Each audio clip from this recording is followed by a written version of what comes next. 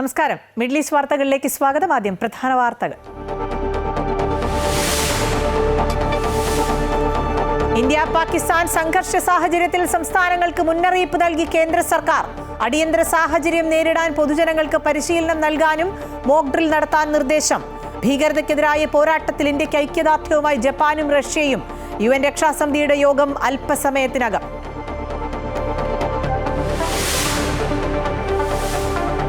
KPCC അധ്യക്ഷനെ മാറ്റുന്നതിൽ ആശയക്കുഴപ്പവും വിമർശനവും.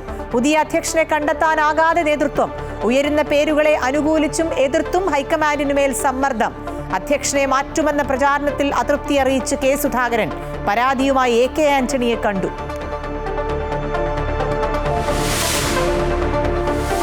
കോഴിക്കോട് മെഡിക്കൽ കോളേജ് ആശുപത്രിയിലെ അത്യാഹിത വിഭാഗം കെട്ടിടത്തിൽ വീണ്ടും പുക ഉയർന്നതിൽ ഗുരുതര വീഴ്ചയെന്ന ആരോപണം. 6ാം നിലയിലെ ഓപ്പറേഷൻ തിയേറ്ററിൽ ഉപകരണങ്ങൾ കത്തി നശിച്ചു. പരിശോധനയ്ക്കിടെ ഷോർട്ട് സർക്യൂട്ട് ഉണ്ടായെന്ന് റിപ്പോർട്ട്. ആശുപത്രിയിൽ സമഗ്ര ഫയർ ഓഡിറ്റ് നടത്തുമെന്ന് ആരോഗ്യമന്ത്രി.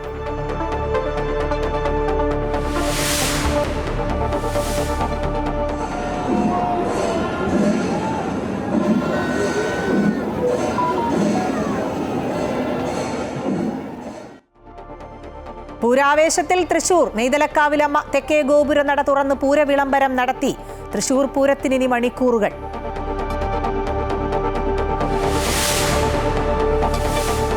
പേവിഷബാധയേറ്റ് മരിച്ച നിയ ഫൈസലിന് വാക്സിനേഷൻ നൽകിയതിൽ വീഴ്ചയില്ലെന്ന് SAT ആശുപത്രി. തെരുവുനായ്ക്കളെ നിയന്ത്രിക്കുന്നതിൽ കേന്ദ്ര ചട്ടങ്ങൾ തടസ്സമെന്ന് മന്ത്രി MB രാജേഷ്.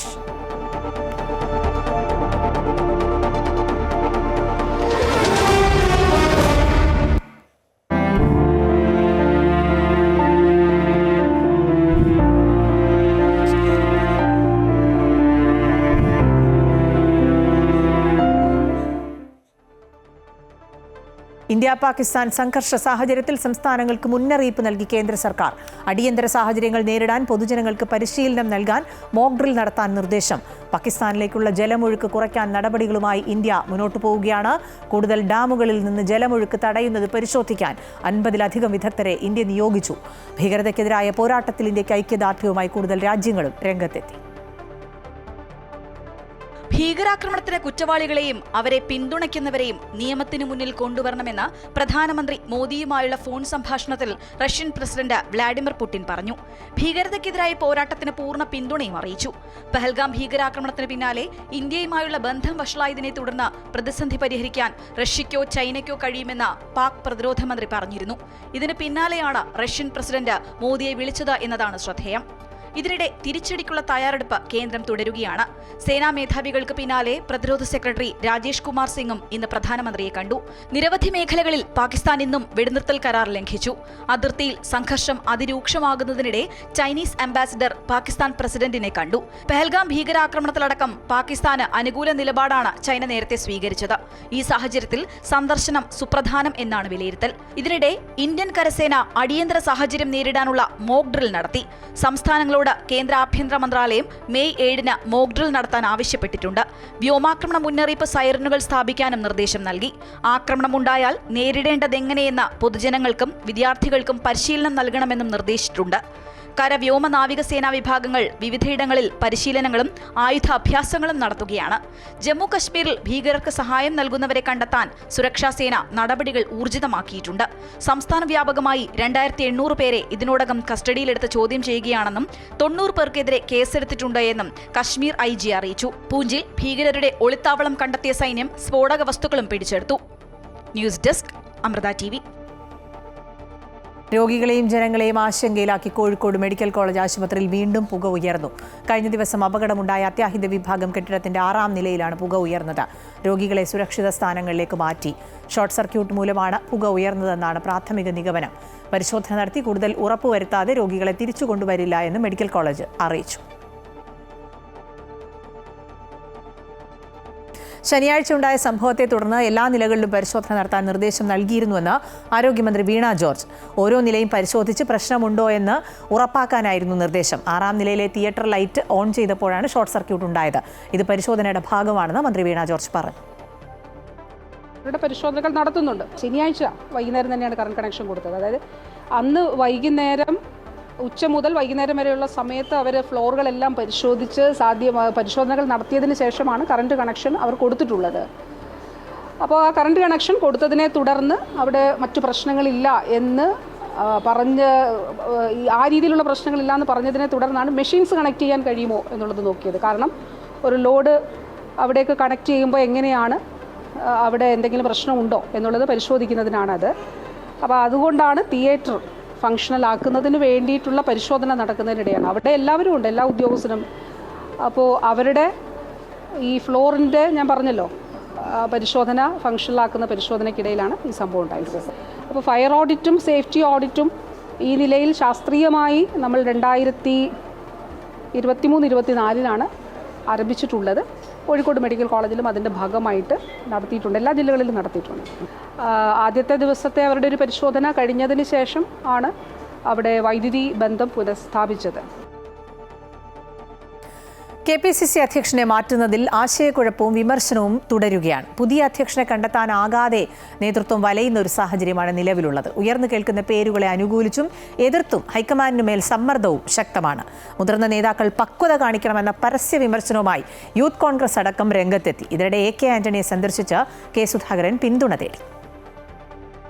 KPCC അധ്യക്ഷ സ്ഥാനത്ത് നിന്ന് K സുധാകരനെ മാറ്റുന്നതിനെ ചൊല്ലിയുള്ള തർക്കങ്ങൾ അവസാനിക്കുന്നില്ല. പുതിയ അധ്യക്ഷനെ ഉടൻ പ്രഖ്യാപിക്കുമെന്ന റിപ്പോർട്ടുകൾ നേതൃത്വം തള്ളുകയാണെങ്കിലും തീരുമാനമെടുക്കാനാകുന്നില്ല എന്നതാണ് യാഥാർത്ഥ്യം. ആരോഗ്യ പ്രശ്നം ചൂണ്ടിക്കാട്ടി K സുധാകരൻ മാറണമെന്ന ആവശ്യം പൊതുവെ ഉയരുന്നുണ്ടെങ്കിലും പകരം കേൾക്കുന്ന പേരുകളിൽ സമവായത്തിലെത്താനാകുന്നില്ല. ആന്റണി, ബെന്നി ബെഹനാൻ ഉൾപ്പെടെയുള്ള പേരുകൾ സജീവമാണ്. എന്നാൽ ഈ പേരുകളെ എതിർത്തും അനുകൂലിച്ചും ഹൈക്കമാൻഡിനുമേൽ കടുത്ത സമ്മർദ്ദമാണ് ഉയരുന്നത്. ഇതിനിടെ പിന്തുണ തേടി K സുധാകരൻ മുതിർന്ന നേതാവ് AK ആന്റണിയെ സന്ദർശിക്കുകയും ചെയ്തു. പൊതുമധ്യേ തന്നെ അപമാനിക്കുകയാണ് ഒരു വിഭാഗം ചെയ്യുന്നതെന്ന് K സുധാകരൻ പരാതിപ്പെട്ടതായാണ് വിവരം. അനാരോഗ്യമെന്ന് പ്രചരിപ്പിച്ച് തന്നെ മാറ്റാൻ നീക്കം നടക്കുന്നു. ആവശ്യപ്പെടുകയാണെങ്കിൽ മാറാൻ തയ്യാറാണെന്നും സുധാകരൻ വ്യക്തമാക്കിയിട്ടുണ്ട്. ഇതിനിടെ മുതിർന്ന നേതാക്കൾ പക്വത കാട്ടണമെന്ന വിമർശനം പരസ്യമാക്കി യൂത്ത് കോൺഗ്രസും രംഗത്ത് വന്നു. പാർട്ടിക്ക് അകത്ത് പറയേണ്ടുന്ന പല അഭിപ്രായങ്ങളും പുറത്ത് പറഞ്ഞ് പാർട്ടിയെ തിരുത്തിച്ച് അധികാര കേന്ദ്രങ്ങളിലേക്ക് എത്തിയ ആളുകളാണ് കേരളത്തിലെ കോൺഗ്രസിൻ്റെ ഇപ്പോഴത്തെ മുൻനിര നേതൃത്വം മുഴുവൻ. പുതിയ കാലത്തെ ചെറുപ്പക്കാർ നിലയിൽ ഞങ്ങൾക്കാർക്കും അതറിയാൻ പാടില്ലാത്തത് കൊണ്ടോ അങ്ങനെ തിരുത്താൻ ഒന്നുമില്ലാത്തത് കൊണ്ടോ അല്ല മിണ്ടാതിരിക്കുന്നത്. പുതിയ കാലഘട്ടത്തിലെ ചെറുപ്പക്കാർ മിണ്ടാതിരിക്കുന്നത് ഞങ്ങൾ കൂടി മിണ്ടിയാൽ ഉണ്ടാകുന്ന പ്രശ്നങ്ങൾ നേരിടാനുള്ള ആരോഗ്യം പാർട്ടിക്കില്ല എന്നുള്ളൊരു ബോധ്യം കൊണ്ടാണ്. KPCC അധ്യക്ഷനെ മാറ്റുന്നതിൽ മാധ്യമങ്ങൾ അനാവശ്യ ചർച്ചകൾ നടത്തുകയാണെന്ന വിമർശനം ശക്തമാക്കുകയാണ് KC വേണുഗോപാൽ. ശശി തരൂർ, K മുരളീധരൻ അടക്കമുള്ള നേതാക്കൾ K സുധാകരനെ മാറ്റുന്നതിനോട് ഇപ്പോഴും യോജിക്കുന്നില്ല. അമൃത ന്യൂസ്, തിരുവനന്തപുരം.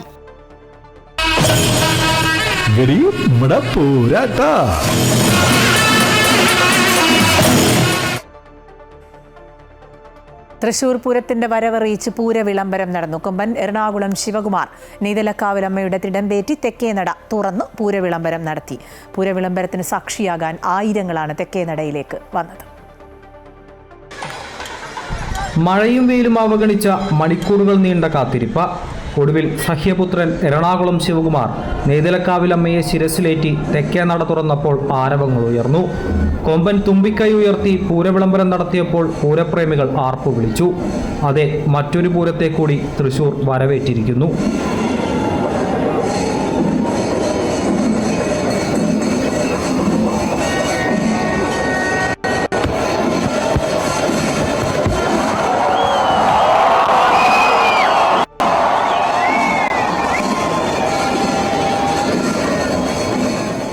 രാവിലെ പെയ്ത മഴ ഉച്ചയോടെ മാറി മാനം തെളിഞ്ഞതോടെ പൂരപ്രേമികളുടെ മനസ്സും തെളിഞ്ഞു.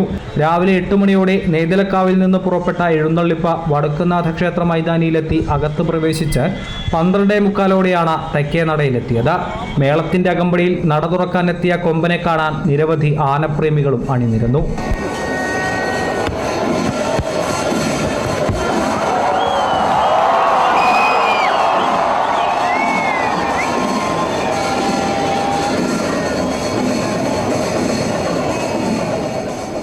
നാളെയാണ് പൂരങ്ങളുടെ പൂരം.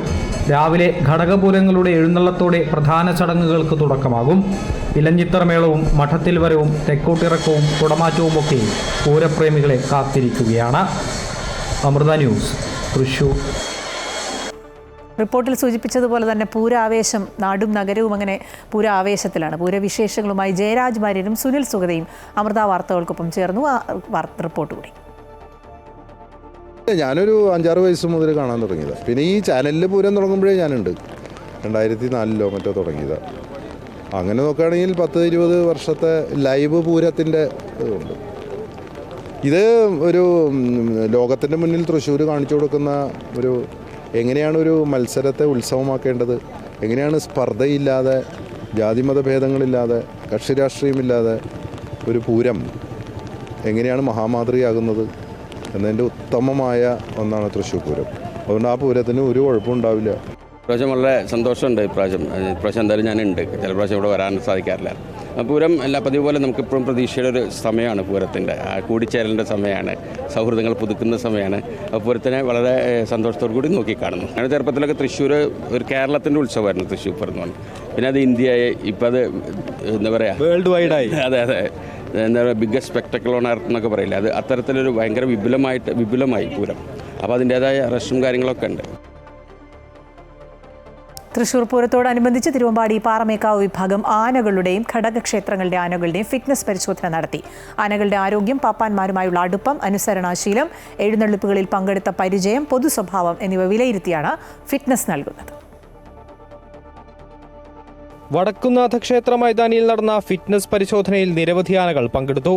ആനകളുടെ ആരോഗ്യം, പാപ്പാന്മാരുമായുള്ള അടുപ്പം, അനുസരണാശീലം, എഴുന്നള്ളിപ്പുകളിൽ പങ്കെടുത്ത പരിചയം, പൊതുസ്വഭാവം എന്നിവ വിലയിരുത്തിയാണ് ഫിറ്റ്നസ് സർട്ടിഫിക്കറ്റ് നൽകുന്നതെന്ന് ജില്ലാ മൃഗസംരക്ഷണ ഓഫീസർ അജിത് ബാബു പറഞ്ഞു. ചരിത്രപ്രസിദ്ധമായ കുടമാറ്റം ചടങ്ങിലൊക്കെ പങ്കെടുക്കുമ്പോൾ ആ ഒരു ഇതിന് സാക്ഷ്യം വഹിച്ചിട്ടുള്ളവർക്ക് അറിയാം, ഇരുവശത്തും ആനകൾ നിൽക്കുന്നതിൻ്റെ നടുക്ക് ജനസാഗരമാണ്.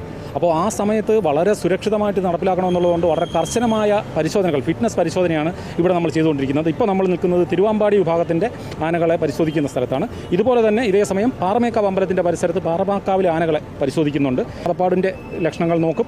ഇതിനു പുറമെ മറ്റ് അവശതയുള്ള ആനകൾ, വേനൽക്കാലമാണ്, ഒരുപാട് നിരന്തരം പൂരങ്ങളിൽ പങ്കെടുപ്പിച്ച് അവശതയുള്ള ആനകളുണ്ടെങ്കിൽ, നിർജ്ജലീകരണം പോലുള്ള പ്രശ്നങ്ങളുള്ള അവയുണ്ടെങ്കിൽ അതിനെ നമുക്ക് അവോയ്ഡ് ചെയ്യേണ്ടി വരും. പുറമെ നമ്മുടെ ഇപ്പോഴത്തെ ഏറ്റവും വലിയൊരു ഇത് ആനപ്രേമികളുടെ ഒരു സോഷ്യൽ മീഡിയയിലൂടെയുള്ള ഒരു പ്രചാരമുണ്ട്. അപ്പോൾ അതുകൊണ്ട് തന്നെ ഈ മുറിവുകൾ, ആനകൾക്കൊക്കെ സാധാരണ മുറിവുണ്ട്. അപ്പം ഒരു ഗ്രോസ് മുറിവുകൾ, വലിയ പ്രത്യക്ഷത്തിൽ മുറിവുള്ള ആനകളെ നമ്മൾ മാറ്റി നിർത്തും. ഇതിന് പുറമെ പാപ്പാനും ആനയുമായിട്ടുള്ള ഒരു അടുപ്പം, കാരണം പുതിയ പാപ്പാൻ വന്ന് ഇതിന് ചട്ടമില്ലെങ്കിൽ ഇത് അനുസരിക്കുന്നില്ല. അപ്പോൾ നമ്മളിവിടെ ആരോഗ്യ പരിശീലനോടൊപ്പം തന്നെ പാപ്പാനും ആനയുമായിട്ടുള്ള ബന്ധം പരിശോധിക്കാനായിട്ട് ചില കമാൻഡുകൾ അനുസരിപ്പിക്കുന്നുണ്ട്. കൈകൊട്ടാൻ പറയുകയോ അല്ലെങ്കിൽ ഇരിക്കാനോ. അപ്പോൾ അങ്ങനെയുള്ള ഫിസിക്കൽ പരിശോധനയുണ്ട്. വെറ്റിനറി, ഫോറസ്റ്റ്, മൃഗസംരക്ഷണ വകുപ്പുകളിൽ നിന്നായി 60ഓളം ഡോക്ടർമാരും ഉന്നത ഉദ്യോഗസ്ഥരും ചേർന്നാണ് പരിശോധനകൾ നടത്തുന്നത്. അതത് ദേവസ്വങ്ങൾ സമർപ്പിച്ച പട്ടികയിലുള്ള ആനകളെയാണ് പരിശോധിച്ചത്. അമൃത ന്യൂസ്, തൃശൂർ. മറ്റു വാർത്തകളിലേക്ക് വന്നാൽ യുവസംവിധായകർ പ്രതികളായ ഹൈബ്രിഡ് കഞ്ചാവ് കേസിൽ ഛായാഗ്രാഹകനും സംവിധായകനുമായ സമീർ താഹിർ അറസ്റ്റിൽ. സംവിധായകരുടെ ലഹരി ഉപയോഗം തന്റെ അറിവോടെ അല്ലെന്ന് സമീർ താഹിർ എക്സൈസിന് മൊഴി നൽകി.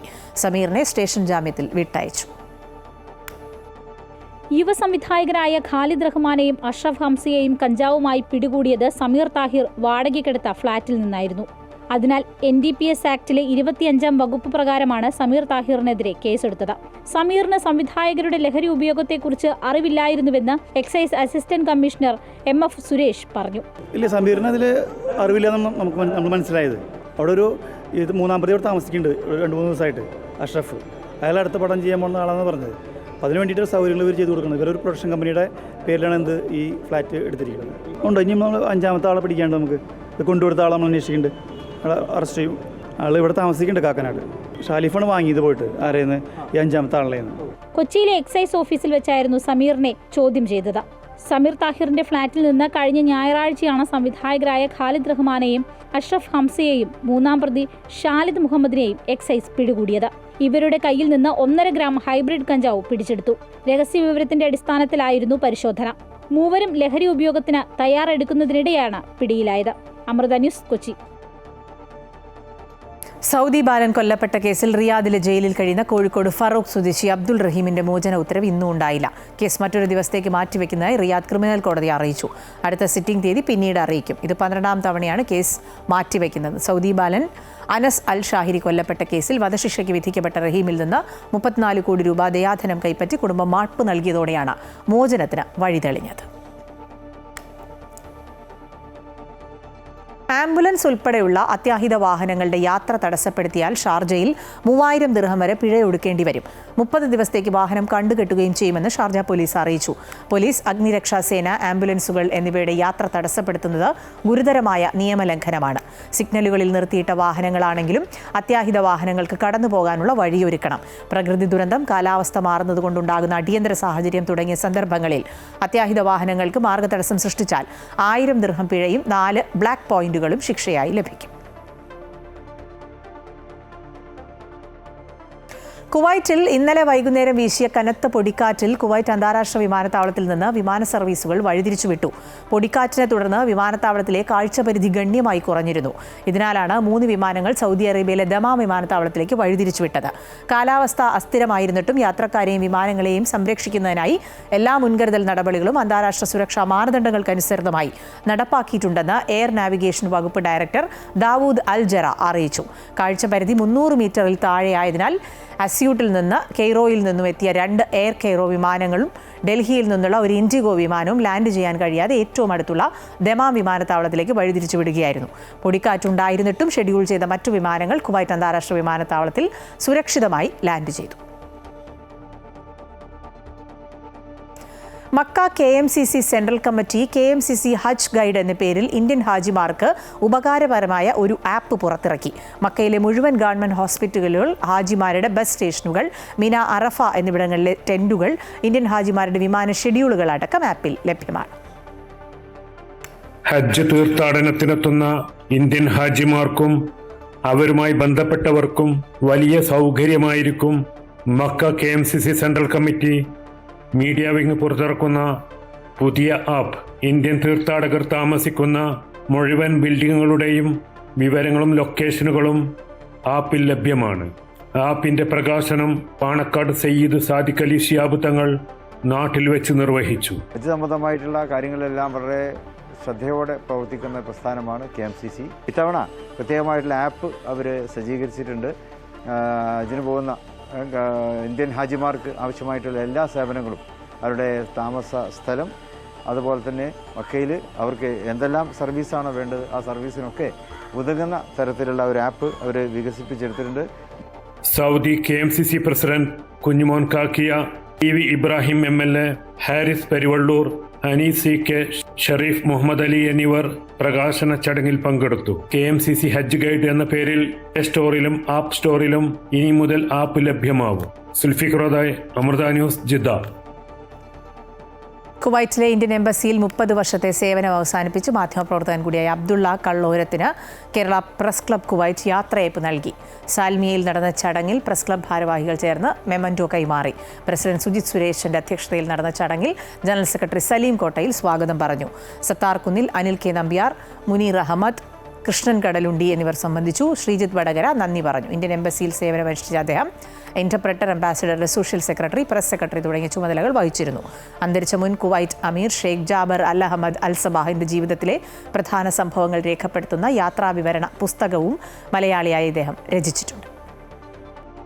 കുവൈറ്റിലെ ശ്രീനാരായണ വിശ്വാസികളുടെ കൂട്ടായ്മയായ സാരഥി കുവൈറ്റിന്റെ കുട്ടികളുടെ വിഭാഗമായ സാരഥി ഗുരുകുലത്തിന്റെ 11ാമത് വാർഷികാഘോഷം സാൽമിയ ഇന്ത്യൻ കമ്മ്യൂണിറ്റി സീനിയർ സ്കൂളിൽ നടന്നു. Gulf Indian school principal doctor Prashanth Vasudev ഉദ്ഘാടനം നിർവഹിച്ചു. ഗുരുദേവ ദർശനങ്ങളുടെ കാലിക പ്രസക്തിയെക്കുറിച്ച് സംസാരിച്ച അദ്ദേഹം കുട്ടികളോടൊപ്പം ആശയവിനിമയം നടത്താനുള്ള വിലയേറിയ അവസരമായിരുന്നുവെന്ന് അഭിപ്രായപ്പെട്ടു. കുട്ടികളുടെ കഴിവുകൾ വാർത്തെടുക്കാൻ സാരഥി നടത്തുന്ന പ്രവർത്തനങ്ങളെ പ്രശംസിച്ചു. ഗുരുകുലം കുട്ടികളുടെ ദൈവദശകമാലാപനത്തോടെ പരിപാടികൾ ആരംഭിച്ചു.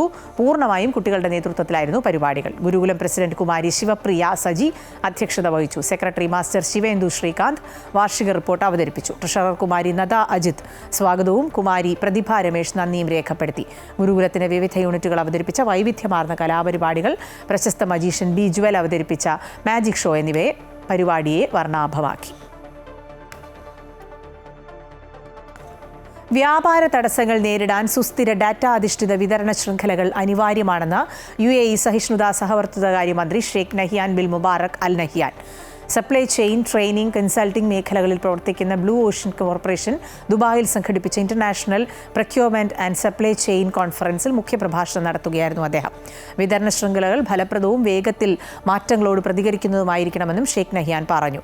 ആഗോളവൽക്കരിക്കപ്പെട്ട ലോകത്ത് സ്വാതന്ത്ര്യ വ്യാപാരത്തിനും സാങ്കേതിക പുരോഗതിക്കും അനുസരിച്ച് വിപണി സമ്പദ് വ്യവസ്ഥയുടെ ശക്തിയോട് പ്രതികരിക്കാൻ കഴിയുന്ന തരത്തിലുള്ള വിതരണ ശൃംഖലകൾ ഉണ്ടാകണമെന്നും അദ്ദേഹം കൂട്ടിച്ചേർത്തു.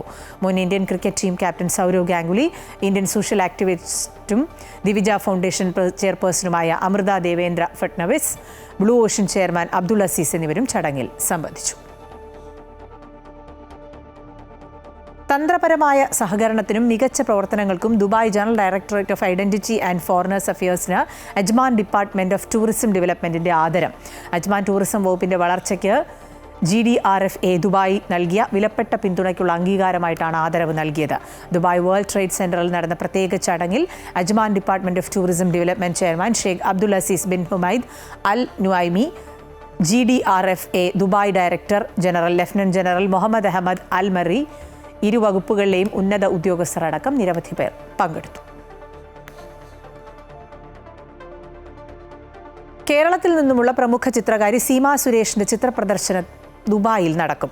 ഭക്ഷണവും കലയും ഒരുമിച്ച് ചേർത്തുകൊണ്ടുള്ളതാണ് ആർട്ട് ഫീസ്റ്റ് എന്ന പേരിലുള്ള വേറിട്ട ചിത്രപ്രദർശനം. പല കാലങ്ങളിൽ വരച്ച 15ഓളം ചിത്രങ്ങളാണ് ആർട്ട് ഫീസ്റ്റിൽ സീമ സുരേഷ് അവതരിപ്പിക്കുന്നത്.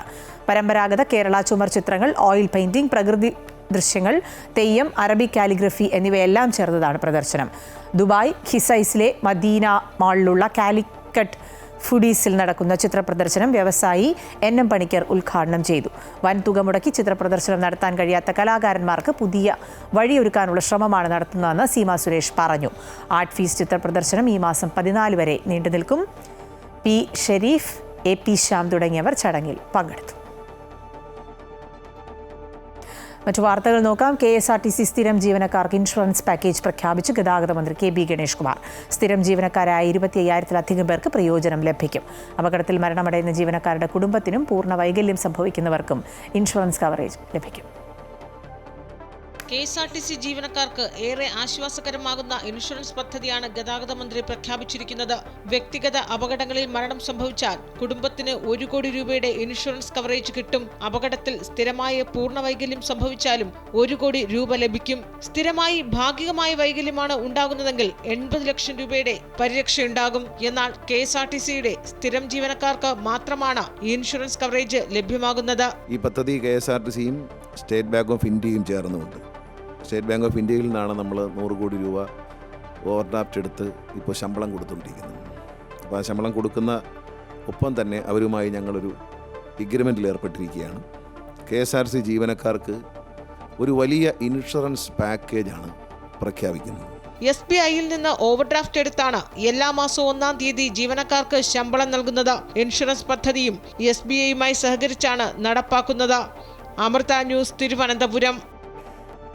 സംസ്ഥാനത്ത് വീണ്ടും പേവിഷബാധയേറ്റ് മരണം. തിരുവനന്തപുരം SAT ആശുപത്രിയിൽ ചികിത്സയിലായിരുന്ന 7 വയസ്സുകാരി മരിച്ചു. കൊല്ലം വിളക്കുടി സ്വദേശി നിയ ഫൈസലാണ് മരിച്ചത്. അതീവ ഗുരുതരാവസ്ഥയിലായിരുന്ന കുട്ടിയുടെ നില പുലർച്ചെയോടെ വഷളാവുകയും മരണം സംഭവിക്കുകയുമായിരുന്നു. കഴിഞ്ഞ മാസം 8-ാം തീയതിയായിരുന്നു വീടിനു മുമ്പിൽ കളിച്ചുകൊണ്ടിരുന്ന നിയ ഫൈസലിനെ തെരുവുനായ ആക്രമിച്ചത്. കുട്ടിയുടെ കൈമുട്ടിനാണ് നായയുടെ കടിയേറ്റത്. ഉടൻ തന്നെ വീടിനു സമീപത്തെ വിളക്കുടി പ്രാഥമികാരോഗ്യ കേന്ദ്രത്തിലെത്തിച്ച് പ്രതിരോധ കുത്തിവയ്പ് എടുത്തിരുന്നു. പ്രതിരോധ വാക്സിൻ എടുത്തിട്ടും കുട്ടിക്ക് പേവിഷബാധ സ്ഥിരീകരിക്കുകയായിരുന്നു. തുടർന്ന് പുനലൂർ താലൂക്ക് ആശുപത്രിയിലും അവിടെ നിന്നും വിദഗ്ധ ചികിത്സയ്ക്കായി തിരുവനന്തപുരം SATയിലും പ്രവേശിപ്പിച്ചു. അതീവ ഗുരുതരാവസ്ഥയിലായിരുന്ന കുട്ടിയുടെ ജീവൻ വെന്റിലേറ്ററിന്റെ സഹായത്തോടെയാണ് നിലനിർത്തിയിരുന്നത്. എന്നാൽ ഇന്ന് പുലർച്ചെ 3:30ഓടെ നില വഷളാവുകയും കുട്ടി മരിക്കുകയുമായിരുന്നു. പൊതുദർശനത്തിന് വിലക്കുണ്ടായിരുന്നതിനാൽ വിളക്കുടിയിലെ വീട്ടിൽ കൊണ്ടുപോകാതെ തിരുവനന്തപുരം SATയിൽ നിന്നും നിയ ഫൈസലിന്റെ മൃതദേഹം നേരിട്ട് പള്ളിയിലെത്തിച്ചു. പുനലൂർ ആലഞ്ചേരി മുസ്ലിം ജമാഅത്ത് പള്ളിയിൽ ഖബറടക്കി. കുട്ടിക്കാവശ്യമായ എല്ലാ ചികിത്സയും നൽകിയെന്നാണ് അധികൃതർ പറയുന്നത്. എന്നാൽ കൃത്യമായ ചികിത്സ കിട്ടിയില്ല എന്ന കുട്ടിയുടെ അമ്മ ഹബീറ അമൃത വാർത്തകളോട് പ്രതികരിച്ചു. സാമാന്യം നല്ല ആഴത്തിലാണ് മുറിവ്. ഈ ഇഞ്ചക്ട് ചെയ്യുമ്പോൾ ഈ മരുന്നും രക്തവും കൂടെ വെളിയിലോട്ട് പോകുന്നത് ഞാൻ കണ്ടതാണ്. എൻ്റെ കൂടെ വന്ന എൻ്റെ സിസ്റ്ററും കണ്ടതാണ്. അപ്പോൾ ഞാൻ എടുത്ത് ചോദിച്ചു, അവിടെ മുറിവുണ്ട്, ബാക്കിലുണ്ട്, അതിന് ചുറ്റും മുറിവുണ്ട്, ഇത് മതിയോ? അത് അവളുടെ വെയിറ്റിനനുസരിച്ചുള്ള മരുന്ന് എടുത്തിട്ട് കുത്തിവെച്ചിട്ടുണ്ട്, ബാക്കിയുള്ളതെല്ലാം മുറിവിനകത്ത് ഒഴിച്ചിട്ടുണ്ട് എന്നും പറഞ്ഞു. ഒരു ഡോക്ടർ പറയുന്നതല്ലേ നമുക്ക് വിശ്വസിക്കാൻ പറ്റും. സംഭവത്തിൽ പ്രതിഷേധിച്ച കോൺഗ്രസ് പ്രവർത്തകർ വിളക്കുടി കുടുംബാരോഗ്യ കേന്ദ്രത്തിലെ യോഗശേഷം മടങ്ങിയ ജില്ലാ കളക്ടർ എൻ ദേവിദാസിനെ തടഞ്ഞു. കളക്ടറുടെ കാർ തടഞ്ഞുകൊണ്ടായിരുന്നു ജ്യോതികുമാർ ചാമക്കാലയുടെ നേതൃത്വത്തിൽ പ്രതിഷേധം.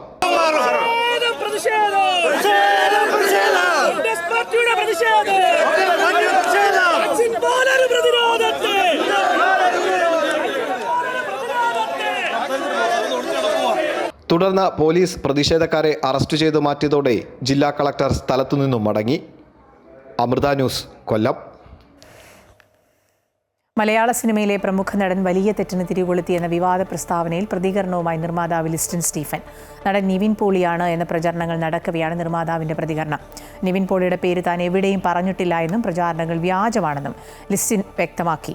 അതേസമയം ലിസ്റ്റിനെതിരെ നിർമ്മാതാവ് സാൻഡ്ര തോമസ് രംഗത്തെത്തിയത് പുതിയ തർക്കങ്ങൾക്കും വഴിവെക്കുകയാണ്. ഒഴിവു സമയങ്ങളിൽ വിശ്രമിക്കാൻ വീട്ടുമുറ്റത്ത് സ്വന്തമായി ഏറുമാടം നിർമ്മിച്ചിരിക്കുകയാണ് പത്തനംതിട്ട ഏഴംകുളം സ്വദേശി ശിവൻപിള്ള ആശാൻ. പാഴ്വസ്തുക്കൾ ഉപയോഗിച്ച് നിർമ്മിച്ച ഏറുമാടം വീട്ടിലെത്തുന്ന സന്ദർശകർക്കുൾപ്പെടെ ഇപ്പോൾ കൗതുകമാണ്.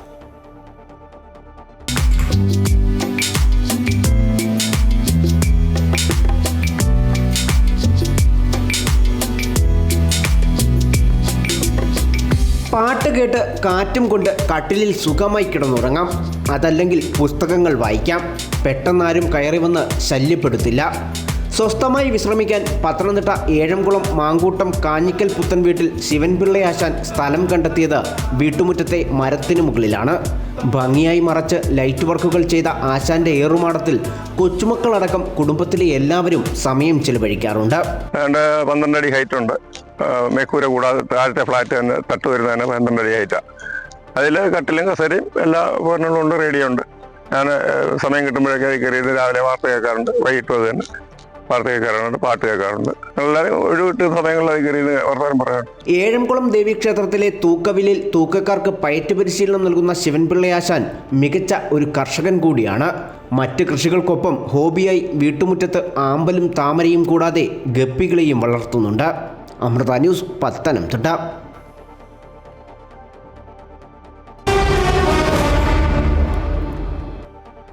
ജിദ്ദ നവോദയ ഷറഫിയ കമ്മിറ്റിയുടെ നേതൃത്വത്തിൽ നടത്തുന്ന soccer fest sevens football tournament Khalid bin Waleed Blasters സ്റ്റേഡിയത്തിൽ തുടക്കം കുറിച്ചു. ആദ്യ ദിനത്തിലെ മത്സരത്തിൽ വെറ്ററൻസ് വിഭാഗത്തിൽ സോക്കർ FC ഫ്രൈഡേ ഫ്രീക്സ് FCയെ 1 ഗോളിന് പരാജയപ്പെടുത്തി.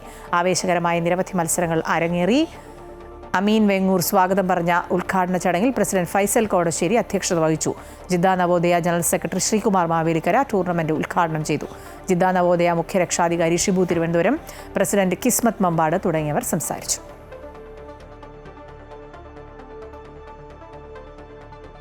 ഡ്രഗ് ടെസ്റ്റിൽ പരാജയപ്പെട്ടതിനെ തുടർന്നുള്ള വിലക്ക് പൂർത്തിയാക്കിയ ഗുജറാത്ത് ടൈറ്റൻസിന്റെ പേസ് ബോളർ കസ്ഗീസോ റബാഡയ്ക്ക് IPL കളിക്കാൻ അനുമതി ലഭിച്ചു.